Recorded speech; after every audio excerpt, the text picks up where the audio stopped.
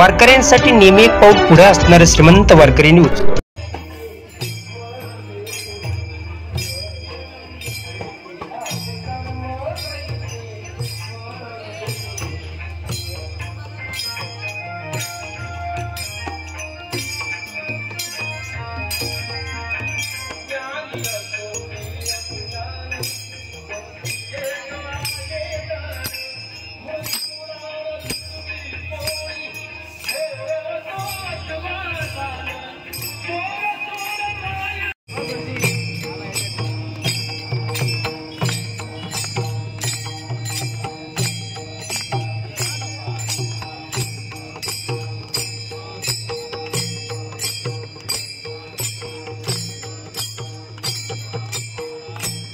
श्रीमंत वारकरी टीव्ही न्यूजवर आपल्या सर्वांचं मनापासून स्वागत।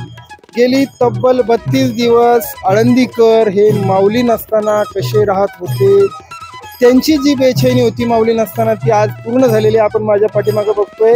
या ठिकाणी ग्रामस्थ भरपूर दिन आहेत आणि त्याचबरोबर संस्थेचे विश्वस्त आहेत, पदाधिकारी आहेत, गावकरी मंडळी आहेत, मानापानाचे जे लोक आहेत ते देखील या ठिकाणी आलेले आहेत आणि माऊलींच्या पादुका काही क्षणामध्ये माऊली अलंकापुरीमध्ये पदार्पण करत आहेत आणि अलंकापुरीमध्ये पदार्पण करतात विशी जसं एखादा पाहुणा लांबून कुठून तीर्थयात्रा करून आलाय तर ती तीर्थयात्रा करून आली तर त्याच्यावरनं दही भात हा ओळून टाकला जातो, तर तसा दही भाताचा या ठिकाणी संस्थेच्या वतीने दही भात माऊलींवरनं ओळून टाकला जाईल।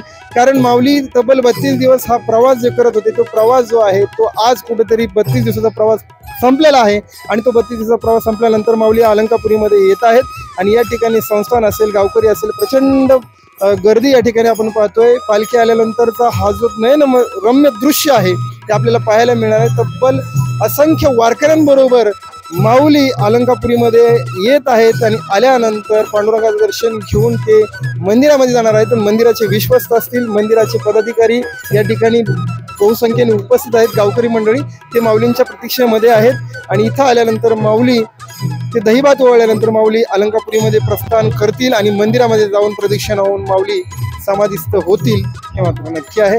आपण हे लाईव्ह दृश्य बघणार आहोत। ही तयारी बघा माझ्या इथे कशा प्रकारची आहे, रांगोळी अतिशय छान प्रकारे काढलेली आहे, सुस्वागतम म्हणून केलेलं आहे, म्हणजे अशा अनेक रांगोळ्या पुढे काढलेल्या आहेत आणि गावकरी मंडळी आनंदाने माऊलींचं स्वागत करण्यासाठी सज्ज झालेले आहेत। गावकरी असतील, ग्रामस्थ असतील, या ठिकाणी पोलीस प्रशासन असन, शासन असन, आपण माझ्या पाठीमागे बघतो फुलांचं वर्षाव करण्यासाठी देखील वर शासनाच्या वतीने, नगरपालिकेच्या वतीने या ठिकाणी व्यवस्था केलेली आहे।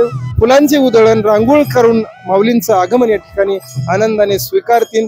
गेली 32 दिवस झाले हा जो प्रतीक्षेचा क्षण आहे काही क्षणामध्येच तो संपणार आहे। आपण लाईव्ह दृश्य पाहणारच आहोत।